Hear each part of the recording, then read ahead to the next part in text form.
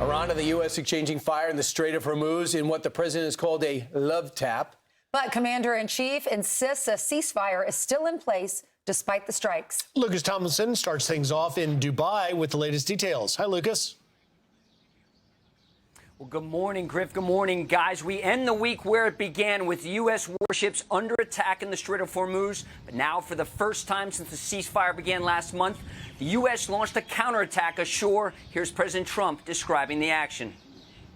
We took our 3 destroyers and we rammed them through some pretty big stuff today. They were firing at us and we were firing back at them. And our firepower was a hell of a lot stronger than theirs, and they knocked the hell out of them. Is the ceasefire with Iran still on? Yeah, it is. They trifled with us today. We blew them away. If there's no ceasefire, you're not going to have to know. You're just going to have to look at one big glow coming out of Iran. And they better sign their agreement fast.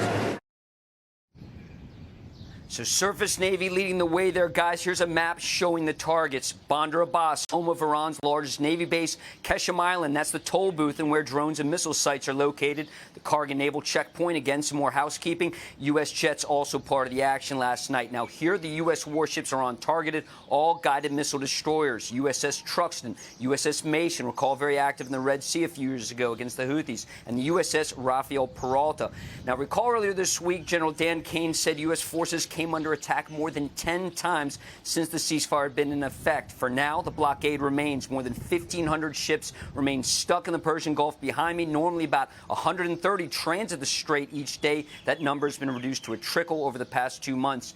Now, early this morning, we heard fighter jets overhead and UAE air defenses were active for the 3rd time this week as Iran launched another attack here in the Emirates, a country, Ainsley, the size of South Carolina. Guys? All right, thanks so much, Lucas. So things are really heating up, and we're still waiting to see their response to our 14-point proposal. So meanwhile, as a destroyer went through the strait, international waters, they were shot at. They knocked it out. What I liked about this response is they not only knocked the attack out of the sky, and they went ahead and found out where it came from, and they blew up the launchers. I was disturbed by a report in the Washington Post that they say 2/3 of the launchers are still okay to be used and still intact after the 2-week war. 2/3 of theirs. 2/3 of Iran's. And so, they have a lot of munitions left. But for somebody that wants to be heading towards the end of the violence and wants to the end of the blockade, they have a funny way of showing it. Yeah, so the president, I mean, it was successful. He successfully navigated these 3 guided missile destroyers through the strait. And we did come under heavy fire from Iranian forces. They were using missiles and they were using drones. They were using these fast attack boats. But CENTCOM did confirm, and so did the president, that all incoming threats were intercepted. And then we fired back on them. So it was successful. The point of this was to test it, to see if we could go through it. Is international waters? Absolutely. Yeah, but you mentioned test, Ainsley. Look, this is no doubt a test of the ceasefire.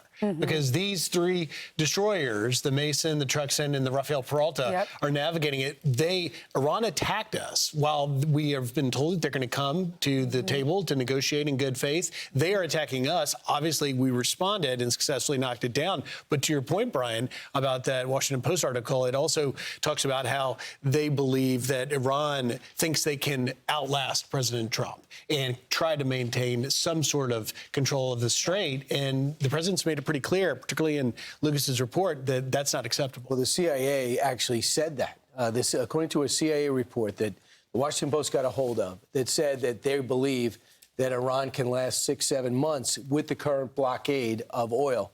So if that is indeed the case, because they got that shadow fleet is still functioning, and they're still able to make money off the shadow fleet that's been in existence for 20 years because they've been under such heavy sanctions. And guess who's buying it? China. And guess where the president's going next week? China. So they're the key to all of it. They're buying 90%, 80 to 90% of Iran's oil. The armaments that they have, that money and the actual armaments themselves are from China.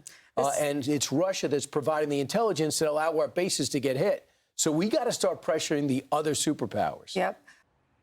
Be sure to like and subscribe for all the Fox News latest on YouTube and catch full shows streaming now on Fox One.